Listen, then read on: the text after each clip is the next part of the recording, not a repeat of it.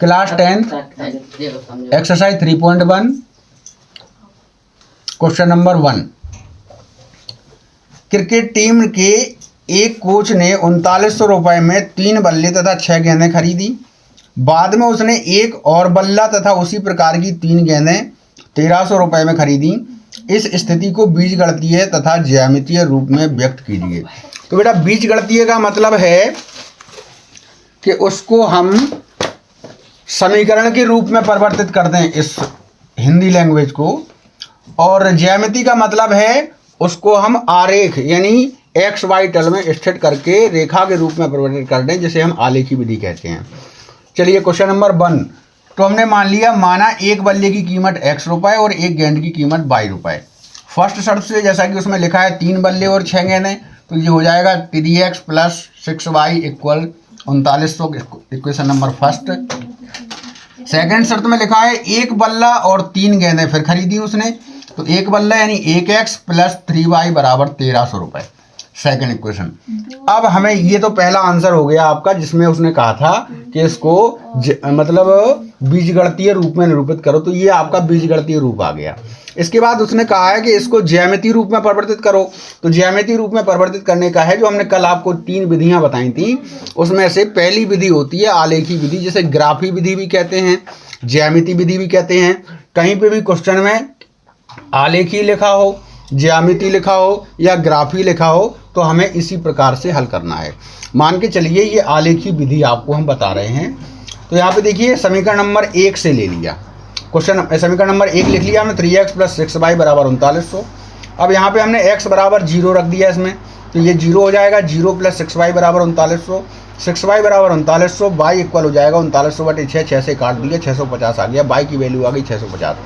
अब चूंकि हमें पॉइंट में लिखना है तो बिंदु इसको मान लेते हैं a, बिंदु को लिखते हैं x, y में, x, y में लिखेंगे तो क्या हो जाएगा, x की वैल्यू है हमारे पास 0 और y की वैल्यू है 650, तो 0, 650 हो गया। फिर इसी क्रम में रखेंगे, x = 0 रख लिया, इसी क्रम में समीकरण 1 में फिर y = 0 रखने पर, तो हमने यहाँ y की जगह भी 0 रखा, तो यहाँ पे 3x + 0 = 3900, 3x = 3900, तो x = 3900/3, तो 1300 आ गया। अब इसका बिंदु मान लेते हैं b, तो b का बन गया, x की वैल्यू 1300 है और y की वैल्यू 0 है, तो 1300, 0 b पॉइंट बन गया, यानी ये एक रेखा कंप्लीट हो गई। अब रेखा सेकंड के लिए उसमें c और d बिंदु मान लेंगे, तो रेखा सेकंड में क्या करेंगे, सेम पैटर्न यही रहेगा आपका, x = 0 रख दो, तो x की जगह 0 रखा तो 3y = 1300 हो जाएगा, तो y = 1300/3 हो जाएगा, 3 का भाग देंगे तो 433 सही 1/3 आ जाएगा, तो ये y की वैल्यू आ गई। तो पॉइंट क्या बन गया, c। अब x की वैल्यू यहाँ पे 0 है, फिर वही बात, तो यहाँ पे 0, 433 सही 1/3, c बिंदु बन गया आपका जी, ठीक है।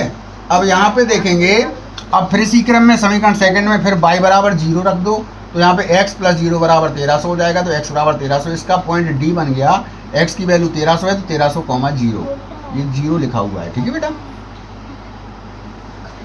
0। अब हमें इसका आलेख बनाना है, यानी ग्राफ बनाना है। तो ग्राफ में हम लोग क्या करते हैं, अब हमने देखा कि सबसे बड़ा पैमाना 1300 लिखा हुआ है, तो 1300 हम खाने खींच नहीं सकते इसमें, तो हमने ग्राफ में हमने पैमाना मान लिया, माना पैमाना एक खाना बराबर 100 रुपये, क्योंकि ये रुपए में है, तो एक खाना बराबर 100 रुपये हो गया। अब यहाँ पे देखो हमने एक्स वाई तल बना दिया, एक्स में हमने ये x का धन दिशा हो गई और x की ऋण दिशा, y की धन दिशा, y की ऋण दिशा। अब यहाँ पे हमने देखा पहला a पॉइंट स्थित करना है, पहले सबसे पहले पहली रेखा करेंगे, तो a पॉइंट 0, 650 यानी x का मान 0 है और y का मान 650 है, तो x पे हमें जाना नहीं है क्योंकि 0 है, y की ओर जाना है, लेकिन प्लस का है, अगर माइनस का होता तो नीचे जाते, प्लस का है तो हम ऊपर जाएंगे। तो यहाँ पे 650, तो एक खाने में 100 रुपये बनते हैं, तो 650 कितने खाने बन जाएंगे हमारे, 6.5 खाने, 1, 2, 3, 4, 5, 6 और ये 6.5, ए पॉइंट हो गया 0,50। इसी क्रम में बी को रखेंगे, बी पॉइंट में लिखा हुआ है 1300, 0, तो यानी एक खाने की बराबर 100 है, तो 1300 के बराबर 13 खाने हो जाएंगे, तो 13 खाने गिन दिए हमने, तो यहाँ पे 13 खाने ये हो गए, 1, 2, 3, 4, 5, 6, 7, 8, 9, 10, 11, 12, 13, ये बी पॉइंट बन गया 1300, 0। अब ए को बी से हमने पटरी की सहायता से मिला दिया, ये रेखा आपकी फर्स्ट आ गई। अब रेखा सेकंड के लिए सी पॉइंट देखो, सी पॉइंट क्या है, सी का पॉइंट है 0,433 सही 1/3। तो 433 सही 1/3 या 433 में तो क्या हो जाएंगे, 4 खाने पूरे हो जाएंगे। और 33 सही 1/3 का मतलब है लगभग में ले लेते हैं, एक्यूरेट तो नहीं कर सकते इसमें, लेकिन लगभग में ले लेते हैं कि एक खाने के 3 हिस्से कर लिए। और यहाँ पे जो हो गया सी पॉइंट, देखो 1 2 3 4 से थोड़ा आगे होगा सी पॉइंट, 0,433 सही 1/3 हो गया। इसी क्रम में डी पॉइंट है 1300,0 यही आ जाएगा बी। अब सी को, इसको मान लिया फिर हमने डी, तो सी को डी से मिला दिया। ये हमारी रेखा हो गई सेकंड, ये हमारा आरेख बन के तैयार हो गया। इसी प्रकार से हम लोग को करना है दैट्स ऑल।